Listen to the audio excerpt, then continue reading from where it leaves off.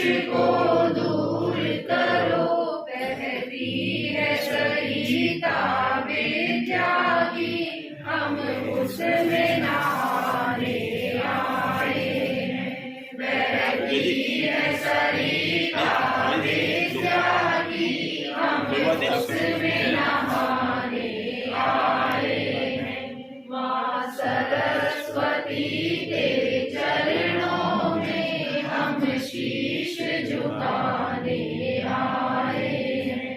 हम सांझ सवेरे गुण गाते, माँ भक्ति की ज्योत जला देना।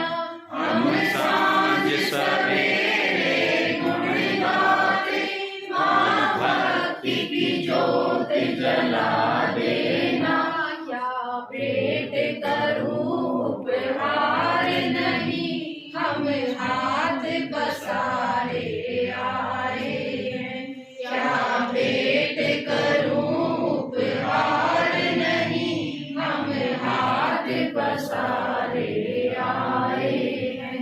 माँ सरस्वती तेरे चरणों में हम शीश झुकाने आए हैं। दर्शन की भिक्षा लेने को दो नयन कटोरे आए हैं। चलो बाँट आए, खुद जिए सबको जीना सिखाएं, अपनी खुशियाँ चलो बाँट आए। तोड़ लाए चलो सब सितारे, आओ जुगनू पकड़ लाए सारे। तोड़ लाए चलो सब सितारे, आओ जुगनू पकड़ लाए सारे। इनसे हर घर में दीपक जलाए, अपनी खुशियाँ चलो बाँट आए। इनसे हर घर में दीपक जलाए, अपनी खुशियाँ चलो बाँट लाए। खुद जिए सबको जीना सिखाए, अपनी खुशियाँ चलो बाँट लाए। कितनी खुशियाँ है दुनिया में देखो, दोनों हाथों से इनको समेटो। कितनी खुशियाँ हैं दुनिया में देखो, दोनों हाथों से इनको समेटो। आओ खुशियों की फसलें उगाए, अपनी खुशियाँ चलो बाँट आए। आओ खुशियों की फसलें उगाए, अपनी खुशियाँ चलो बाँट लाए। खुद जिए सबको जीना सिखाए, अपनी खुशियाँ चलो बाँट लाए। सबके होठों पे कलियां खिली हो, सबकी पलकों पे खुशियाँ सजी हो। सबके होठों पे कलियां खिली हो, सबके पलकों पे खुशियाँ सजी हो। मिलके सब ज्ञान का गीत गाए, अपनी खुशियाँ चलो बाँट आए। मिलके सब प्यार का गीत गाए, अपनी खुशियाँ चलो बाँट आए। खुद जिए सबको जीना सिखाए, अपनी खुशियाँ चलो बाँट आए। है बड़ी खूबसूरत कहानी, जिसको कहते हैं हम जिंदगानी। है बड़ी खूबसूरत कहानी, जिसको कहते हैं हम जिंदगानी।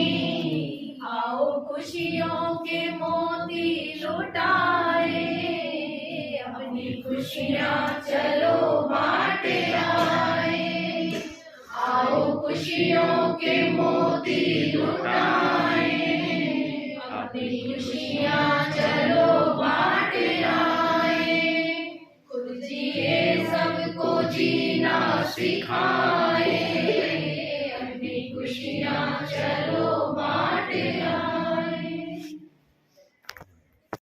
एनईपी है, राष्ट्रीय शिक्षा नीति 2020। ये एनईपी, इसमें प्रावधान है कि बच्चे का सतत आकलन होना चाहिए। बोर्ड की परीक्षा हुई 10वीं की, उस परीक्षा में किसी विद्यार्थी के 81% हो गए, किसी विद्यार्थी 61% आए, कोई विद्यार्थी उसमें 30% ला पाया। तो क्या आप उसे मानते हैं कि वो सही आकलन है जो एक ही दिन में किया गया? जबकि वही बच्चा जब उसका टेस्ट आया था तो उसके 10 में से 10 आ गए। फिर अर्धवार्षिक परीक्षा थी तो उसमें 70 में से उस बच्चे के 60-65 नंबर आ रहे थे, लेकिन अचानक जैसे ही बोर्ड किया या उसका पढ़ाई से क्रम छूटा, ऐसी कौन सी स्थिति रही जिससे कि उसके वो उस लक्ष्य को प्राप्त नहीं कर पाया जिसको उसने अचीव करके जिस प्राप्त करना उसे था। तो नई शिक्षा नीति इसी पर आधारित है, और नई शिक्षा नीति ये कहती है कि विद्यार्थी का जो आकलन है, कक्षा में जो शिक्षक आकलन कर सकता है वो सर्वश्रेष्ठ आकलन, बजाय कि किसी बाहर से ली गई परीक्षा से या कोई दूसरा उसका आकलन करे, उसकी बजाय शिक्षक के द्वारा जो उस कक्षा में शिक्षण कराया जा रहा है वो उसे सही प्रकार से पता लगा सकता है कि ये विद्यार्थी इसने कितना सीखा है और अब इसे कितनी आवश्यकता है।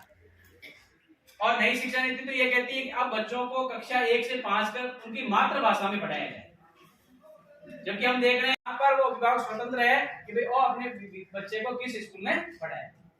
उसी के लिए ये विद्यालय आधारित आकलन की आवश्यकता पड़ी, ये प्रशिक्षण की आवश्यकता हमें भावी नीतियों के आधार पर जो एनईपी लागू होगी हमारे यहाँ पर, उसी को ध्यान में रखते हुए इस नीति के तहत हम इस विद्यालय आधारित आकलन को समझेंगे कि विद्यालय आधारित आकलन क्या होता है, इसके उद्देश्य क्या है, और इस आकलन या प्रशिक्षण करने के पश्चात हम अपने विद्यालय में किन दक्षताओं से उस विद्यार्थी की उसकी योग्यता को सही जांच कर पाएंगे, और जब योजना बना पाएंगे, और जब हम योजना बनाएंगे, पाठ योजना बनाएंगे उस विद्यार्थी के लिए, उसने कितना पढ़ा है, उससे आगे की योजना जब हम बनाएंगे, तभी हम सही रूप से अपने जो उद्देश्य, हमारा शिक्षा का उद्देश्य है कि एक विद्यार्थी का सर्वांगीण विकास हम विद्यार्थी के यदि करवाना चाहते हैं, तब हम इस आकलन के माध्यम से ही वो संभव।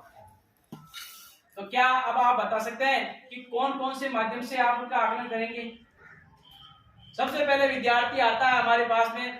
अब यहाँ जो भी प्रशिक्षण हम 6 से 8 का लेंगे, 6 से 8 पे आधारित है, सभी शिक्षक जो कक्षा 6 से 8 तक पढ़ाने। तो अब आप बताइए कि जैसे कक्षा 7 में वो विद्यार्थी आया, सबसे पहले आपने उसका आकलन कैसे किया?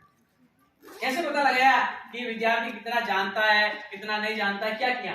पुस्तक पढ़ाई। देखिए मैम ने बहुत अच्छा बताया कि आते ही उस विद्यार्थी से हमने क्या किया कि पुस्तक पढ़वाई, और उससे हमें पता चल गया कि वो बच्चा पढ़ना जानता है या नहीं जानता, यानी उसे मात्रा चिन्ह। Very good. देखिए मैम ने बहुत अच्छा बताया कि उसका आधार रेखा मूल्यांकन, आधार रेखा,